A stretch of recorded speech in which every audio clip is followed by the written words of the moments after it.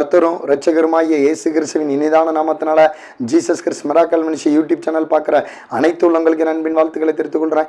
இயேசுதரும் இனிய குடும்ப வாழ்ங்கிற தலைப்பில் என்ன கொண்டு பரிசுத்தாவின் தப்பன் உங்களோட பேசுகிறாங்க. இந்த வார்த்தைக்கு நீங்கள் செவி கொடுங்க. வார்த்தையின்படி வாழறதுக்கு தான் கிறிஸ்துவங்க அழைக்கப்பட்டிருக்கீங்க. அதை உங்களை மனசில் வச்சுக்கோங்க. சரி, இன்னைக்கு அதாவது இந்த உயிர்த்தெழுதலில் நம்ம எப்படிலாம் இருப்போம் அப்படிங்கிறத குறித்து ஆவியானவர் என்ன கொண்டு உங்களோட பேசுவாங்க. வசனம் என்னங்கிறத பார்ப்போம். மார்க் 12:18 to 25 வரைக்கும் படிக்கிறேன். உயிர்த்தெழுதல் இல்லை என்று சாதிக்கிற சாதுசேயர் அவரிடத்தில் வந்து, போதகரே, ஒருவனுடைய சகோதரன் சந்தானம் இல்லாமல் தன் மனைவியை விட்டு இறந்து போனால் அவனுடைய சகோதரன் அவன் மனைவியை விவாகம் பண்ணி தன் சகோதரனுக்கு சந்தானம் உண்டாக்க வேண்டும் என்று மோசே எங்களுக்கு எழுதியிருக்கிறாரே. அப்படி இருக்க 7 பேர் சகோதரர் இருந்தார்கள். மூத்தவன் ஒரு பெண்ணை விவாகம் பண்ணி சந்தானம் இல்லாமல் இறந்து போனான். 2ஆம் சகோதரன் அவனை விவாகம் பண்ணி அவனும் சந்தானம் இல்லாமல் இறந்து போனான். 3ஆம் சகோதரனும் அப்படியே ஆனான். 7 பேரும் அவளை விவாகம் பண்ணி சந்தானம் இல்லாமல் இறந்து போனார்கள். எல்லோருக்கும் பின்பு அந்த ஸ்திரியும் இறந்து போனாள். ஆகையால் உயிர்த்தெழுதலில் அவர்கள் எழுந்திருக்கும் போது அவர்களில் எவனுக்கு அவள் மனைவியாய் இருப்பாள்? 7 பேரும் அவளை மனைவியாக கொண்டிருந்தார்களே என்று கேட்டார்கள். இதே மாதிரி என்ன செய்கிறாங்க, என்ன ஆண்டவர்கிட்ட கேட்குறாங்க. உயிர்த்தெழுதல் இல்லை என்று சாதிக்கிற சாதுசேயர் இதே மாதிரி என்ன செய்கிறாங்கன்னா, இதே மாதிரி தான் உயிர்த்தெழுதலே கிடையாது, அப்படி ஒன்று கிடையாது. அப்படி இருக்கும்போது அந்த ஒரு 7 பேர் இருக்காங்க, அண்ணன் தம்பிங்க. அந்த 7 பேருக்கும் ஒருத்தன் மூத்தவன் கல்யாணம் பண்ணுறான். கல்யாணம் பண்ணி சந்தானம் இல்லாமல்னா சந்ததி, அந்த சந்ததியை அந்த குழந்தை இல்லாமல் என்ன செய்யறான், இறந்து போயிடுறான். இறந்து போனதுக்கப்புறம் 2வது காரன் என்ன செய்கிறான், அவனுக்கு குழந்தை இல்லை, அந்த மைனி சின்ன கொஞ்சத்து வயசு பொண்ணு தானேன்னு சொல்லி 2வது காரன் கல்யாணம் பண்ணுறான். அவனும் இறந்து போகிறான். அப்படி 7 பேரும் இறந்து போயிடுறாங்க. அப்போ யாருக்கு தான் அவன் மனைவியாக இருப்பா அப்படின்னு நினச்சிதாங்க. சாதுசேயர் என்ன செய்கிறாங்க, ஆண்டவர் இயேசு கிறிஸ்து, ஆண்டவராக இயேசு கிறிஸ்ட கேட்குறாங்க.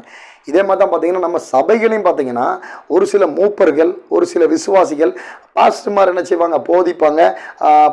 பாஸ்டர்மார் என்ன செய்வாங்க, அந்த போதிக்கும் போது ஏதாவது ஒரு பைபிளில் ஒரு சில வார்த்தைகள் எடுத்து வச்சுக்கிட்டு அது இப்படி இருக்குது அப்படி இருக்குன்னு என்ன செய்வாங்க, ஒரு சில காரியத்தை குறித்து சாதிப்பாங்க. இப்படி சபைகளில் இருக்கிறாங்க. சபைகளில் பாஸ்டர்மார்க்கில் ஒரு குழப்பத்தை உண்டு பண்ண, இல்லைனா நெகேமியால சொன்னது போல் ஒரு சில தொபியாக்கள் என்ன செய்கிறாங்க, இருக்க தான் செய்கிறாங்க சபைகளில். ஏன்னா பாஸ்டர்மாருக்கு தெரியும், ஆவியானவர் சொல்கிறதுபடி தான் சபைகளுக்கு என்ன செய்கிறாங்க, பாஸ்டர்மார் வசனத்தை போதிக்கிறாங்க. அதில் ஒரு சிலவங்க இப்படி தான் இருக்கிறாங்க சபைகளில். இப்படிலாம் இருக்காதிங்க. அதான் ஆண்டவர் சொல்கிறாரு. நீங்கள் அதை என்ன சொல்லியிருக்காரு பாருங்களா, அந்த ஒரு வசனம். ஆகியால் ஆண்டவர் இயேசு அவர்களுக்கு பிரதியுத்தரமாக, நீங்கள் வேத வாக்கியங்களையும் தேவனுடைய வல்லமையும் அறியாததுன்னு அல்லவா தப்பான எண்ணங்கள் கொள்கிறீர்கள் அப்படின்னு சொல்றாரு. அப்போனா ஆண்டோட வசனங்கள் சிலவங்களுக்கு சரியா தெரியாம, சத்தியம் சரியா தெரியாம தான் என்ன செய்யறாங்க, தப்பான எண்ணங்கள் கொண்டு அந்த மாதிரி ஒரு சில சபைகளை இந்த மாதிரி சாதுசேயர்கள் இருக்கத்தான் செய்யறாங்க. சபைகளை பார்த்தா 2ஆ இருக்கிறாங்க. ஒரு சிலவங்க பாஸ்டர் ஒரு பக்கம், அப்புறம் இந்த மூப்பர்கள் அவங்க ஒரு பக்கம், இந்த மாதிரி இருக்கிறாங்க. சில சபைகளை பாஸ்டர் கொடுக்குற பிரசங்கம் என்ன செய்யுது, அது அதில் இது இப்படி வந்திருக்கு, அது அப்படி வந்திருக்கு என்ன செய்கிறவங்க, ஒரு சில கேள்வி கேட்குற மூப்பர்களும் இருக்கிறாங்க. அது மாதிரி தான் அதான் ஏசப்பா தெளிவாக சொல்கிறாங்க. என்ன சொல்கிறாங்கன்னா, வேத வாக்கியங்களை தேவனுடைய வல்லமையும் அறியாததின் அல்லவா தப்பான எண்ணம் கொள்கிறீர்கள். அப்போ வேத வாக்கியங்களும் தேவனுடைய வல்லமை என்னங்கிறது தெரியாதனால தான் தப்பான எண்ணங்கள் கொண்டு இந்த மாதிரி சாதுசேயர் என்ன செய்தாங்க, உயிர்த்தெழுதல் இல்லை அப்படிங்கிறாங்க. இப்போ உலகத்தில் ஆண்டவர் அறியாத மக்கள் என்ன செய்கிறாங்க, பரலோகம்லாம் ஒன்று கிடையாது, அங்கெல்லாம் நம்ம போக மாட்டோம், ஒரு தடவை உலகத்தில் ஆண்டவர் நம்மளை படைச்சிருக்காரு, நம்ம அந்த மாதிரி இருக்கிறது வரைக்கும் வாழ்ந்து சந்தோஷமாக இருந்துட்டு அனுபவிச்சுட்டு போயிடணும் அப்படி தான் இஷ்டம் போல வாழ்கிற சகோதர சகோதரிகளும் இருக்கிறாங்க. ஆனால் பரலோகங்கிறது ஒன்று இருக்குங்க கண்டிப்பாக. ஏன்னா என்னையே 15 நிமிஷம் மேலே வரைக்கும் கூட்டிகிட்டு போயிட்டு தான் கீழே வரைக்கும் விட்டார். அதுக்கப்புறம் தான் நான் என் ஆத்மாக்குள்ள உயிர் வந்தது. அது என்னோடய மனைவிக்கு தெரியும், எங்கள் அம்மாவுக்கு தெரியும். இது உண்மையான சாட்சிங்க. அதனால் வேத வசனத்தில் படிச்சிங்கன்னா உங்களுக்கு தெரியும். நம்ம நீதியும் பரிசுத்தமாக வாழ்ந்தோம்னா நம்மளை தேவதூதர் மூலிமா நம்மளை கூட்டு கொண்டு போகப்படுன்னு வசனம் சொல்லப்பட்டிருக்கு. அது மாதிரி நமக்கு பரலோகங்கிறது கண்டிப்பாக இருக்குது. அதனால் இன்னொரு சகோதரி பரலோகத்துக்கும் நரகத்துக்கும் போயிட்டு வந்திருக்காங்க. அந்த சகோதரிகிட்ட பேசிட்டு கத்தர் சித்தர்ந்தா அவங்க வீடியோவை அந்த யூடியூப்பில் போட்டு விடுதேன். அப்போ பாருங்கள், அப்போ உங்களுக்கு புரியும். கண்டிப்பாக பரலோகங்கிறது ஒன்று இருக்குங்க. நம்ம ராத்திரி படுக்கோம், சொப்பனம் வந்தால் தான் காலையில் விடிஞ்சால் நமக்கு தெரியும். இல்லைன்னா அந்த இடப்பட்ட கேப்பில் என்ன நடக்கு ஒன்றுமே நமக்கு தெரியாது. காலையில் ஆண்டு எழுப்பிவிட்டால் தான் உண்டு. புரியுதா? அதனால் பரலோகம் நமக்கு கண்டிப்பாக இருக்குது. அந்த பரலோகத்தில் நம்ம வாழறதுக்கு தான் கிறிஸ்தவங்க என்ன செஞ்சுருக்கோம், ஆண்டவர்களை ரசிக்கப்பட்டிருக்கீங்க, ஆண்டவர் ஆராதிக்கிறீங்க, பைபிள் அடிக்கீங்க, ஜெபம் பண்ணுறீங்க. உலக பிரகாரமான ஆசீர்வாதம் தேவை தான். ஆனால் உலகத்தில் உள்ள காரியத்துக்கு நீங்கள் என்ன செஞ்சாங்க, முக்கியத்துவம் கொடுத்தா அது உள்ளே போயிடாதீங்க. அதை நான் உங்களுக்கு சொல்கிறேன். பரலோகங்கிறது கண்டிப்பாக இருக்குங்க. அதை நான் உங்களுக்கு தெளிவாக சொல்கிறேன். பைபிளில் போட்டிருக்கிறது உண்மையிலே என் வாழ்க்கையில் நடந்தது. 15 நிமிஷம் மேலே வரைக்கும் என்னை கூட்டிகிட்டு போய் தான் கீழே இறக்கி விட்டார். அதுக்கப்புறம் தான் ஆத்துமாக்கள் உயிர் வந்தது. நானே ஒரு பெரிய சாட்சி தான். இதையும் காட்டிலும் பரலோகத்துக்கும் நரகத்துக்கும் போயிட்டு வந்த ஒரு சகோதரி இருக்காங்க. ஏன்னா நம்ம ஆண்டவர் கொடுத்த அந்த ஆத்மா, அவர் கொடுத்த அந்த சுவாசம், அந்த ஆத்மா தான் பரலோகத்தில் அவரோட வாழப்போகுது. அதனால் என்ன செய்யுங்க, கிறிஸ்தவ சகோதர சகோதரிகளுக்கு கைண்டாக சொல்கிறேன், தயவாக சொல்கிறேன், என்ன செய்யுங்க, உங்கள் ஆத்மா வலிச்சிடாதீங்க. ஆத்மா வெளியேறப்பட்டது. ஆண்டவர் கொடுத்த சுவாசம் அந்த ஆத்மா தான் பரலோகத்துக்கு அவரோட போகணும். சும்மா உலக பிரகாரமான காரியத்துக்கு உங்கள் முன்னோர்கள் சொல்லிட்டு போன காரியங்கள் எதுவாக இருந்தாலும், பைபிளுக்கு விரதமாக இருக்கக்கூடிய உங்கள் முன்னோர்கள் சொன்ன காரியங்கள், அப்புறம் பைபிளுக்கு விரதமான வாழ்க்கை எதுவாக இருந்தாலும் தயவுசெய்து விட்டு என்ன செஞ்சுருங்க, மனம் திருந்திருங்க, அதை விட்டுருங்க. வேதத்துக்கு முக்கியத்துவம் கொடுங்க. ஏன்னா வேதத்தில் ஏசப்பா தெளிவாக சொல்லியிருக்காங்க, நானே சத்தியம் ஜீவனும் வழியுமா இருக்கண்டு, என்னை எல்லாமல் என் பிதாவை அறியான் இருக்காரு. அப்போ அவர் இல்லாமல் நீங்கள் பரலோகம் போக முடியாது. அதனால் பரலோகத்துக்கு போகிறதுக்கு தான் உங்கள் ஆத்மாவை என்ன செய்யுங்க, நீங்கள் ஆயத்தப்படுத்துங்க. அதுதான் ரொம்ப ரொம்ப முக்கியம். அதை விட்டு உலக பிரகாரமான காரியத்தில் உள்ள ஆசீர்வாதம் உங்களுக்கு என்ன தேவையோ அதை ஆண்டவர் செய்வார். அதுக்குன்னு எல்லாம் உலக பிரகாரமான காரியத்தையே போகாதீங்க. வசனம் என்ன சொல்லுது, ஒன்று குளிராயிரு இல்லைன்னா அனலாக இருங்க. ரெண்டுக்கு நடுவில் இருந்துன்னா உன்னை வாமிட் பண்ணி போட்டுருன்னு வசனம் சொல்லுது. ஆனால் உலகத்துக்காண்டி ஒத்த வேஷம் தரிக்காதீங்க.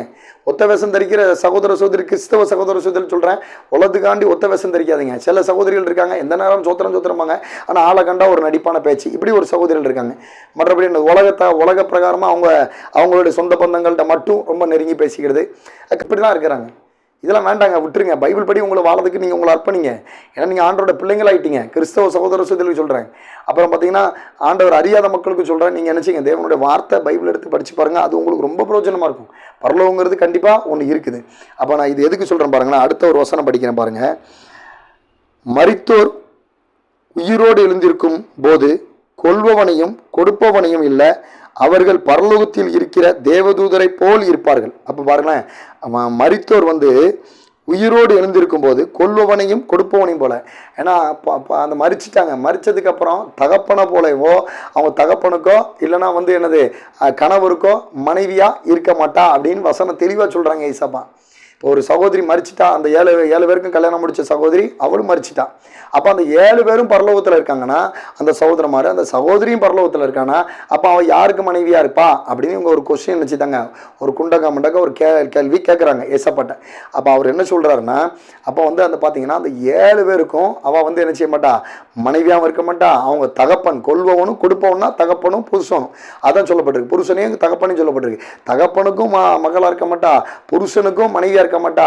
அதனால தேவதூதரை போல இருப்பான்னு வசனம் போட்டிருக்கு. அந்த 7 சகோதரங்களும் புருஷமாரும் அவங்களும் அந்த மனைவியும் தேவதூதரை போல இருப்பார்கள் அப்படின்னு தெளிவாக போட்டிருக்கு பாருங்க.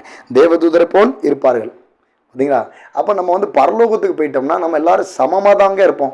அதுதான் இசப்பா தெளிவாக சொல்கிறாங்க. இங்கே இருக்க கணவன் மனைவி, இங்கே இருக்க தாய் தப்பம் எல்லாருமே நம்ம நீதியாக நியாயமாக வாழ்ந்தோம்னா, நம்ம வாழ்ந்து நம்ம உயிர் பூமியிலேருந்து பிரியும் போது நம்ம பரலோகம் போனோம்னா, பரலோகத்தில் போய் பார்த்தீங்கன்னா நம்மளுடைய ஆத்மா என்ன செய்யும், எல்லாரையும் போல் சமமாக தான் இருப்போம். எல்லாருமே இங்கே இருக்கக்கூடிய கணவன் மனைவி, உங்கள் கணவன் மனைவி, தாய் தப்பா எல்லாரும் பரலோகத்துக்கு போனால் அவங்க ஏசப்பாவுக்கு பிள்ளைங்களாக தான் இருப்பாங்க. எல்லாருமே சமமாக தான் இருப்பாங்க. அங்கே நீ கணவன் மனைவி புருஷன் அம்மா தாய் தப்பாங்க அப்படிலாம் இருக்க மாட்டாங்க. புரியுதா? நம்ம இந்த உறவு அப்படிங்கிற எண்ணம் மட்டும் தான் இருக்கும். மற்றபடி நம்ம எல்லாரும் என்ன செய்வோம், ஏசப்பாவுக்கு பிள்ளையாக தான் இருப்போம். எல்லாரும் அங்கே சமமாக தான் இருப்போம்னு தெளிவாக ஏசப்பா அந்த வசனத்தின் மூலிமா நமக்கு தெளிவாக சொல்லி கொடுக்காங்க. அது நம்ம பரலோகத்துக்கு போனோம்னா இங்கே இருக்கக்கூடிய எல்லா சொந்த பந்தங்களும் அப்படியே அவங்களும் பரலோகத்துக்கு வந்தால் நம்ம எல்லாரும் சமமாக தான் இருப்போம் அப்படிங்கிறதான் வசனம் தெளிவாக சொல்லுது. தேவதூதரை போல் இருப்பார்கள் அப்படின்னு போட்டிருக்கு. இன்னொரு ஒரே ஒரு வசனத்தை உங்களுக்கு காமிச்சு கொடுக்குறேன். சங்கீதம் 8:5 படிக்கிறேன் பாருங்க. நீர் அவனை தேவதூதரிலும் சற்று சிறியவனாக்கினீர், மகிமையினாலும் கனத்தினாலும் அவனை முடிசூடினீர். அப்போ பார்த்தீங்கன்னா தேவதூதர்களோட நம்மளை ஒரு சற்று தான் சிறியவனாக்கியிருக்கார் ஆண்டவர். அந்த ஆண்டவர் ஏசப்பா தேவதூதர் இருக்கிறாங்க பரலோகத்தில், அவங்கள காட்டில் நம்மளை சற்று தான் சிறியவனாக்கியிருக்காரு. ஆனால் மகிமையிலும் கனத்திலும் அவனை முடிச்சினி. மகிமையிலும் கனத்திலையும் நம்மளை தான் ஆண்டவர் என்ன செஞ்சிருக்காரு, முடிசூடியிருக்காரு. நம்மளை தான் மகிமையிலும் கனத்தில் ஆண்டவர் என்ன செஞ்சிருக்காரு, ஆசீர்வாதம் நம்மளை உயர்த்திருக்காரு. தேவதூதரை காட்டிலும் நம்மளை மகிமையிலும் கனத்தில் நம்மளை என்ன செஞ்சிருக்காரு, உயர்த்திருக்காரு. அவரோட தேவதூதரை காட்டிலும் நம்ம சற்று தான் சிறியவனாக இருக்கும். ஆனால் தேவதூதரை காட்டிலும் நம்ம விசேஷித்தவர்கள். எவ்வளோ பெரிய பாக்கியம் பாருங்க. அதனால் நம்ம பரலோக வாசிங்க. நம்ம வீடியோ பார்த்துட்டு இருக்க கிறிஸ்தவ சகோதரலாம் பரலோக வாசி. பரலோகத்தில் ஆண்டவர்கிட்ட உங்கள் ஜீவன் என்னது, என்றைக்கும் அழியாமல் வாழக்கூடிய ஜீவன் உங்களுக்கு ஆண்டவர் கொடுத்துருக்காரு. வேத வசனம் நீங்கள் இந்த பழைய ஏற்பாட்டில் படிச்சிங்கன்னா ஒரு வசனம் சொல்லுது, மரணத்தையும் ஜீவனையும் உனக்கு முன்னாடி தான் வச்சுருக்கேன், நீ எதை சூஸ் பண்ணுறதுங்கிறது தான் உனக்கு முக்கியம் அப்படின்னு வசனம் தெளிவாக சொல்லுது. அப்போ மரணமும் ஜீவனும் நம்மள்கிட்ட தான் இருக்குங்காரு. நம்ம எதை சூஸ் பண்ணுறதுங்கிறது தான் ரொம்ப முக்கியம். நம்ம ஜீவனை சூஸ் பண்ணோம்னா நம்ம பரலோகத்துக்கு அந்த ஆத்மா போவோம், என்றைக்கு அழியாமல் ஏசப்பா கூட வாழும் அந்த ஆத்மா. இல்லை நம்ம மரணத்தை சூஸ் பண்ணால் அது நரகத்துக்கு தான் போகும். அதனால் பூமியில் என்னென்னலாமோ காரியங்கள் இருக்குது, என்னென்ன புஸ்தகங்களாமோ இருக்குது, என்னென்ன காரியம் சினிமா அது இதுன்னு தேவையில்லாத காரியங்கள் என்னெல்லாமோ இருக்குது. அதுக்கெல்லாம் நம்ம சிந்தையை சாட்சி, அதுக்கெல்லாம் நம்ம இருதயத்தை விட்டு அந்த கண்ட புஸ்தகத்தை நம்ம படித்து போனோம்னா நம்மளுடைய ஆத்மா மரணத்துக்கு எதுவாக தான் போகும். இந்த தேவனுடைய வார்த்தையை நம்ம படித்து இந்த வார்த்தையின்படி நம்ம கை கொண்டோம்னா நம்ம ஜீவன் பரலோகத்துக்கு போங்க. அதனால் நம்ம எதை சூஸ் பண்ணி எதை நம்ம முக்கியத்துவம் கொடுக்கறது தான் ரொம்ப ரொம்ப முக்கியம். அதனால் தேவனுடைய பிள்ளைங்க, அந்த வீடியோ பார்க்குற பிள்ளைங்களுக்கு ஒரு ரெக்வஸ்ட்டாக சொல்கிறேன், தேவனுடைய வார்த்தையின்படி வாழறதுக்கு நீங்கள் உங்களை அர்ப்பணிங்க. இந்த வார்த்தை உங்களுக்கு பரலோகம் கொண்டு போவோம். ஏன்னா என்னோடய சாட்சி இந்த இதில் கடைசியில் நீங்கள் பார்த்தீங்கன்னா தெரியும், என்னோடய சாட்சி ஃபுல்லாக போட்டிருக்கேன். அதனால் என்ன செய்யுங்க, பரலோகங்கிறது ஒன்று இருக்குங்க, கண்டிப்பாக இருக்குது. அதனால் கிறிஸ்தவ மக்கள் தயவுசெய்து என்ன செய்யுங்க, உலக பிரகாரமான காரியத்தில் எதுலேயும் பாவத்தில் போய் விழுந்து சிக்கிறாதீங்க. யார் மனசையும் காயப்படுத்துகிற மாதிரி நடந்துக்கிடாங்க. வசனம் என்ன சொல்லுதோ அதுபடி நீங்கள் வாழ அர்ப்பணிங்க. வசனத்தின்படி வாழ்ந்து நீங்கள் எல்லாரும் பரலோகத்தில் பரதேசியில் இருக்கணும் தான் நான் ரொம்ப ஆசைப்படுறேன். அதனால் பரலோகத்தில் மரித்து போனவங்க உயிரோடு எந்திரிக்கும் போது என்ன மாதிரி இருப்பாங்கங்கிறது வசனத்தில் ஏசப்பா தெளிவாக சொல்லியிருக்காங்க.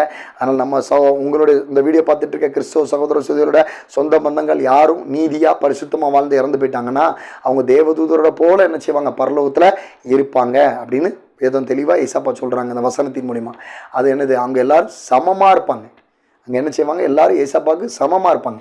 அங்கே கணவன் மனைவி தாய் தப்பன் பிள்ளைங்க அப்படிங்கிற உறவில் இருக்க மாட்டாங்க, சமமாக இருப்பாங்கன்னு தான் வேத வசனம் தெளிவாக சொல்லுது. அதே மாதிரி நம்மளும் 2வது வருகை வரதுக்குள்ளே இந்த வீடியோ பார்த்துட்டு இருக்க சகோதர சுதல் யாராவது தேவனோட அழைப்பு இருந்து நம்மளும் பரலோகம் போனோம்னா நம்மளும் அங்கே போய் சமமாக தான் இருப்போம். அதனால் நம்ம பரலோகத்துலேயும் ஆண்டவர்கிட்ட நம்ம சமமாக தான் இருக்க போகிறோம். இங்கேயும் எல்லாரும் என்ன செஞ்சுருக்காரு, ஒரே மாதிரி தான் எல்லா மனுஷனையும் படைச்சிருக்காரு. அதனால் என்னது, கூடு மட்டும் எல்லா மனுஷன்ட்டையும் என்ன செய்யுங்க, அன்பு செலுத்துங்க. உன்னை நேசிப்பது போல் நீ பிறர் நேசி, உன்னிடத்தில் அன்பு செலுத்த போல பிற இடத்துல அன்பு செலுத்துன்னு தான் ஏசப்பா சொல்லியிருக்காங்க. அதனால் பணக்காரன் ஏழை கஷ்டப்பட்டவங்க சாக்கடை கழுவுறவங்க அப்படிலாம் பார்க்காதீங்க, எல்லாத்துட்டையும் அன்பு செலுத்துங்க, எல்லாரையும் நேசிங்க. அதுதான் ரொம்ப ரொம்ப முக்கியம். அன்பு தான் இருக்கிறதுல ரொம்ப பெரிதானதுன்னு ஏசப்பா சொல்லியிருக்காங்க. அந்த அன்பே உங்கள்கிட்ட இல்லைன்னா ஏசப்பா அந்த காணாத தெய்வத்திட்ட எப்படி அன்பு காட்ட முடியும்?